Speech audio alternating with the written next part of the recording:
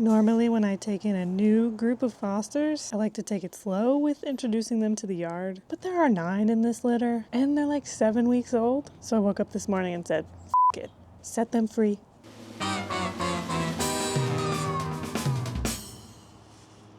I messed up. They got parvo. Let's talk about it. To be clear, they did not get parvo from my backyard, as I've lived in this house for over 5 years and we've never had parvo here before. But because they had parvo and they were here out in this space, the whole area is now contaminated. We'll get to what that means later.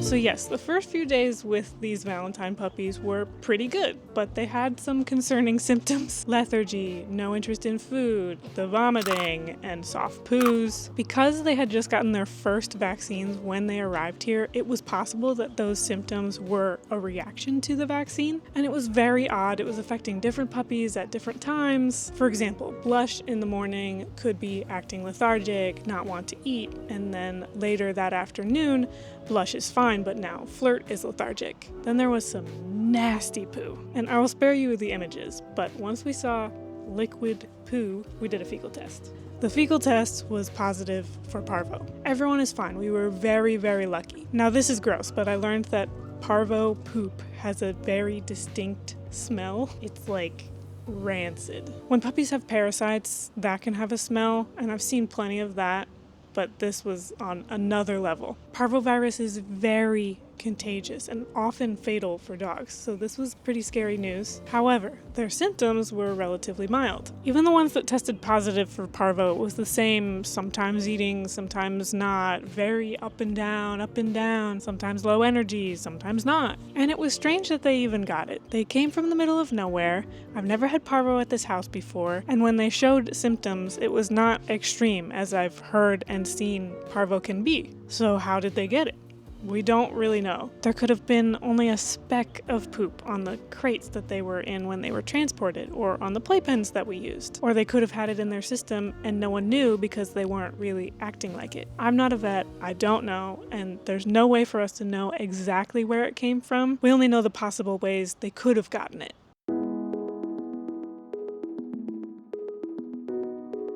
At first, 2 puppies tested positive for parvo and went to a vet for treatment immediately. Those 2 were Foxy and Crush. Maybe a day or 2 later, Cupid tested positive and went to join the other 2 at the same vet. All 3 of them had mild symptoms, and we went right into cleaning and disinfecting mode here. We were wearing the gloves, the disposable gowns, the shoe covers, everything we needed to do when handling the puppies and while cleaning. The puppy house is fairly easy to disinfect as I set it up that way, and I have a sanitizing system that attaches to the hose so I can disinfect the turf, and that works great. But the soil cannot be disinfected, and the puppies were all up in the soil. It's all around the edges of the main yard. There's none in this little mini yard here. Parvo can live in the soil for a year, sometimes more. The only way to make that area safe for puppies again is to remove the top layer of soil and replace it,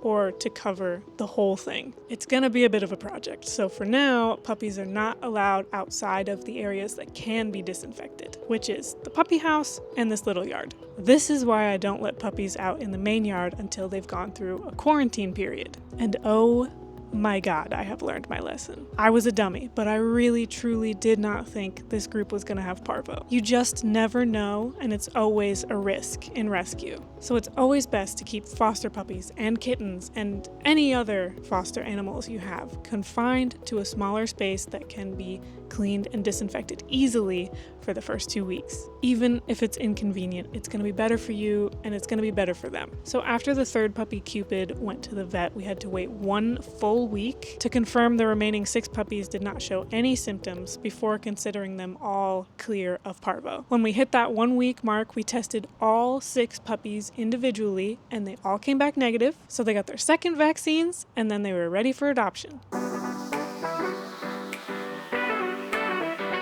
Foxy, Crush, and Cupid were not at the vet for very long, and they all went to another house with the rescue where all 3 of them have since been adopted. I was told Cupid alone had 6 applications. He was a hot commodity. I'm now down to these 3 puppies here.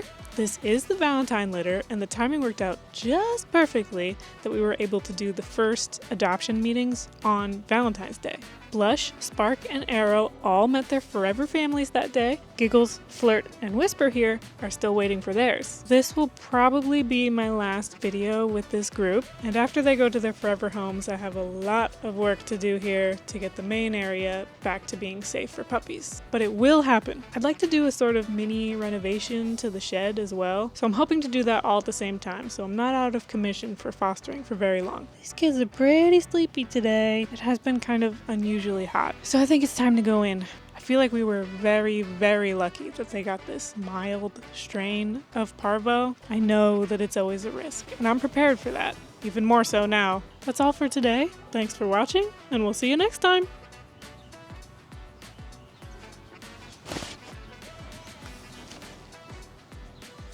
Bye-bye. That's so nice. Thank you.